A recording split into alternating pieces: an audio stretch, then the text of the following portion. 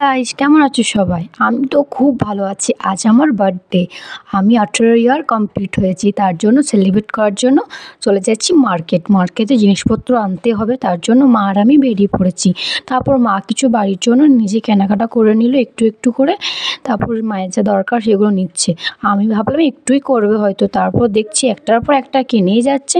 তারপর কি আমার বার্থডেরও একটু শপিং হলো। জাস্ট শপিং না, মানে যেগুলো দরকার সেগুলো হলো। নারকেল নিয়ে নিয়েছি। তারপর মা একটু বাজারের দিকে যাওয়ার পর সবজি, আর মাদের সাথে গেলে তো মাদের মানে সবজি কেনাকাটা এখন শেষই হয় না। তো যাই হোক, আমি যখন মায়ের সাথে চলেই গেছি তো আমাকে একটু ওয়েট করে নিতে হচ্ছে। আর আমি একটু ব্লগটাও করে নিলাম যে আমার মা কী সবজি নিচ্ছে। আমি নামগুলো ঠিক বলতে পারবো না। যাই হোক, সবজি নিয়ে নিয়েছি। তারপর আমি চলে গেলাম কেকের দোকানে, কারণ আমি তো কেক কিনতে এসেছিলাম। তারপর মা সবজি চলে গেল, কি করব। তারপর কেনাকাটা আমার কমপ্লিট হওয়ার পর বাড়ি চলে এসেছি। তারপর বাড়িটা একটু সাজিয়ে নিচ্ছি। সবাই একটু হেল্প করে দিচ্ছে। ছোট্ট একটা বোন বিশাখাও আমাকে ব্লগ করতে হেল্প করছে। তারপর আমি চান করার পর লুচি তৈরি করতে বসে গেছি।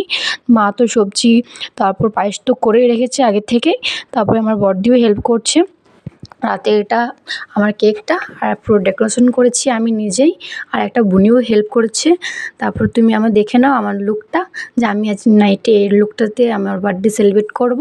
আমি 18 ইয়ার হয়েছি, ওই জন্য কেক কাটবো। এখনও কেউ বাড়িতে আসেনি, তো আমি নিজের লুকটা ফুল দেখাতে পারছি না, তাই শর্ট করে নিজের মুখটা একটু নিয়ে নিচ্ছি। এটা হলো আমার কেক, যেটা আমি নিয়েছি। আর দুর্গাপুর গেছিলাম তো ভালো কোনো কেক পাইনি, আগে থেকে কোনো অর্ডার করিনি, প্ল্যান ছিল না, তাই হঠাৎ হলো। তারপর সবাই চলে এসেছে, এখানে সেলিব্রেট চলছে, তোমরা দেখতে থাকো। তারপর আমি কেকটা কাটছি। তারপর থেকে পাশ থেকে আমার বেটা ভিডিও করে নিচ্ছে। হ্যাঁ, সম্পর্কে বেটাই হচ্ছে, তাই বেটাই বলে দিলাম। তারপর বুনি আমার ভিডিওগুলো নিয়ে নিচ্ছে।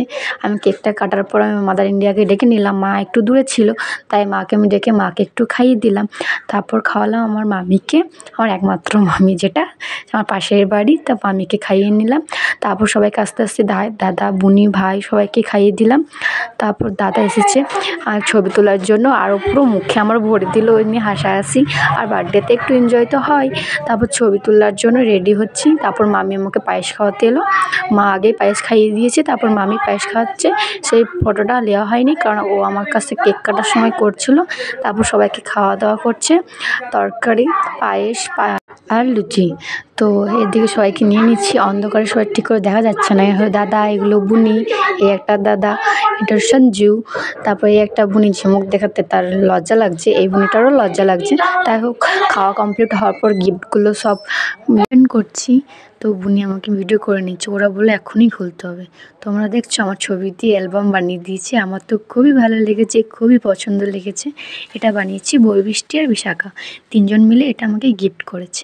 Thank you so much. আমার খুবই পছন্দ, আমার খুবই ভালো লেগেছে। তারপর বুনি বললো চল তোকে একটা ছবি তুলে দিই। তো ওইদিকে বুনি আমাকে ছবি তুলে দিয়েছে। আর সবাইকে থ্যাংক ইউ এটা সাথে দিয়ে দিয়েছে তিথি বুনি, ওদেরকেও থ্যাংক ইউ সো মাচ। সবাই আমাকে খুব ভালোবাসা দিলে, খুব এনজয় করলাম আজকে। Thank you so much. দেখা হচ্ছে নেক্সট ব্লগে। টাটা।